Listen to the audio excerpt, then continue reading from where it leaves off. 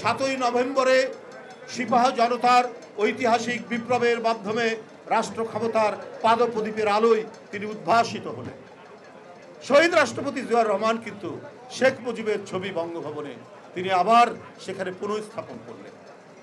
আমার আজকে যারা এই অন্তর্বর্তীকালীন সরকারে আছেন, আমি একটা সংবাদ পড়েছি, সেইটা পড়েই বলছি যে এটা সরকারের একজন উপদেষ্টা মাহফুজ সাহেব জানিয়েছেন যে বঙ্গভবন থেকে শেখ মুজিবের ছবি নামানো হয়েছে।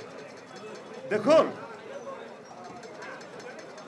এটা করেছেন ঠিক আছে, কিন্তু সময় তো সবসময় একরকম যায় না।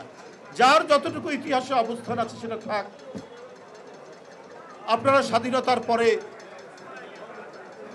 শেখ মুজিবুর রহমানের অনেক অন্যায়, অনেক দুঃশাসন দেখেছি, তারপরে তো সে ছিল, তার ছবিটা ছিল। জিয়াউর রহমান কিন্তু তার ছবি পুনঃস্থাপন করেছিল। আমি মনে করি তার ছবিটা মানে নামিয়ে ফেলাটা উচিত হয়নি। খন্দকার মোস্তাক নামিয়েছিলেন, জিয়াউর রহমান তুলেছিলেন। ইতিহাস আপনার নির্ধারণ করবে, বিচার করবে, হ্যাঁ আপনার বিচার করবে।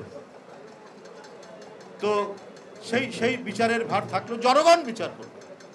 কিন্তু আমাদের জাতীয় জীবনের, জাতীয় ইতিহাসের আন্দোলনে যার যতটুকু অবদান সেটা স্বীকার করা হোক। আমরা আওয়ামী লীগের মতো সংকীর্ণ নই,